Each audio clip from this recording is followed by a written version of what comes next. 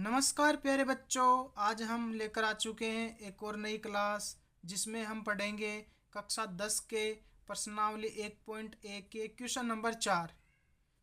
Question इस प्रकार है, HCF 306 और 657 बराबर 9 दिया हुआ है और अपने को LCM ज्ञात करना है। तो ये दिया हुआ है ना, ये वाली फर्स्ट संख्या है और ये वाली सेकंड संख्या है। ठीक है बच्चों, तो क्या दिया हुआ है एक बार वो लिख देते हैं। दिया हुआ है, यहाँ पे लिखेंगे हल दिया हुआ है। क्या दिया हुआ है, फर्स्ट संख्या तो कितनी है 306 और सेकंड संख्या कितनी है 657 और इसका HCF कितना दे रखा है 9। अपने को ज्ञात क्या करना है LCM ये वाला अपने को ज्ञात करना है। ठीक है बच्चों, तो देखिए आगे हमने पिछली क्लासों में एक फॉर्मूला पढ़ा था। क्या था फॉर्मूला, दो संख्याओं का गुणनफल बराबर HCF इंटू LCM। ठीक है बच्चों, तो यहाँ पे दो संख्या कौन सी है, दो संख्या ये रही, फर्स्ट वाली सेकंड वाली। देखो 306 गुणा 657 बराबर HCF कितना दे रखा 9। अपने को ज्ञात करना है ये वाला LCM, क्योंकि ये दिया हुआ नहीं है तो अपने को ये ज्ञात करना है। ठीक है बच्चों, अब इसको इस प्रकार लिख देते हैं। ये वाला है ना, ये गुणा में इसमें, तो इधर आकर भाग में हो जाएगा। समीकरण में होता है ना ऐसे, जो संख्या गुणा में होती है वो भाग में चली जाती है। ठीक है, तो ये LCM में इधर लिख सकता हूँ। LCM बराबर ये वाली इधर लिख देता हूँ, उससे क्या फ़र्क थोड़ी पड़ेगा, कुछ फ़र्क नहीं पड़ेगा। 306 गुणा 657 और इसके भाग में, ये गुणा में था इसके यहाँ पे, तो ये इधर आकर भाग में हो जाएगा। केवल इसको है ना इसके नीचे लगाया है और वैसे की वैसे, बस साइड चेंज की है इसकी और कुछ भी नहीं किया। समझ में आया या नहीं आया, आ गया? तो बढ़ते हैं आगे।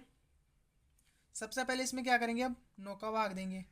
9 एकम 9, कितनी बार भाग गया 9 का पाड़ा कितनी बार, बोलो कि 30 आ जाए। 9 एकम 9, 9 दूनी 18, 9 ती 27, 3 बार गया ना।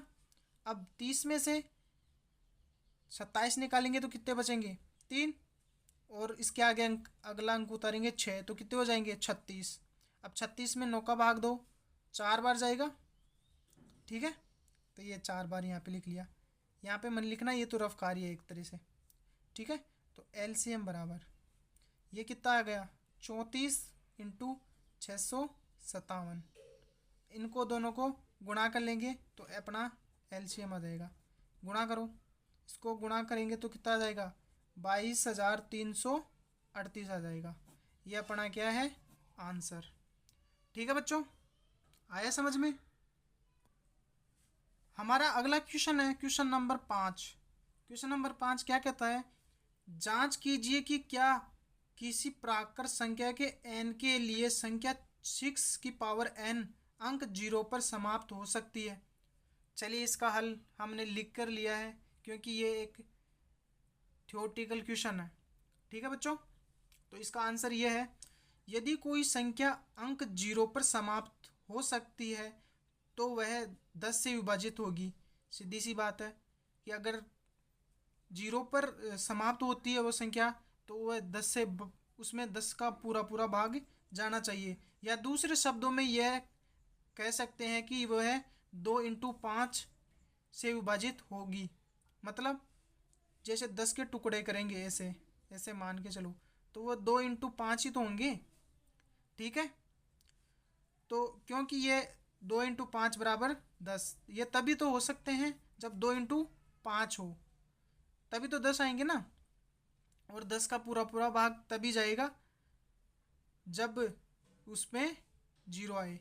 तो आगे देखो, 6n का अभाज्य गुणनखंड 2 इंटू 3 की पावर n होना चाहिए। इसको अलग अलग करेंगे दोनों घातों को, तो ये 2 के ऊपर भी लग जाएगी और 3 के ऊपर भी लग जाएगी। तो 2 की पावर 3 इंटू 3 की पावर n, सॉरी 2 की पावर n इंटू 3 की पावर n।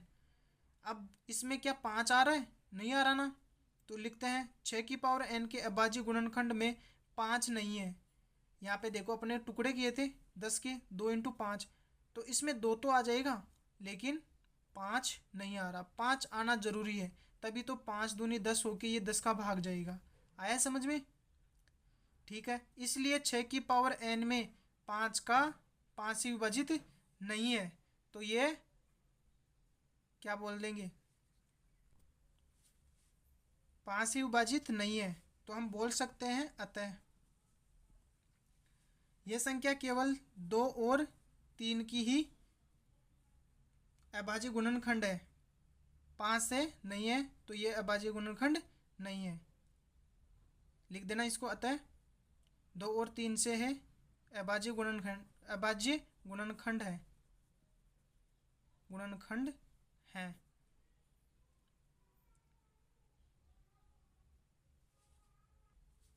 इसके अलावा और अभाज्य गुणनखंड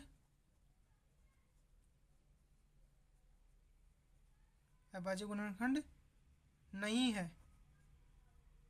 ठीक है बच्चों, इसी के साथ हमारी क्लास यहीं पे समाप्त होती है। मिलेंगे अगली क्लास में।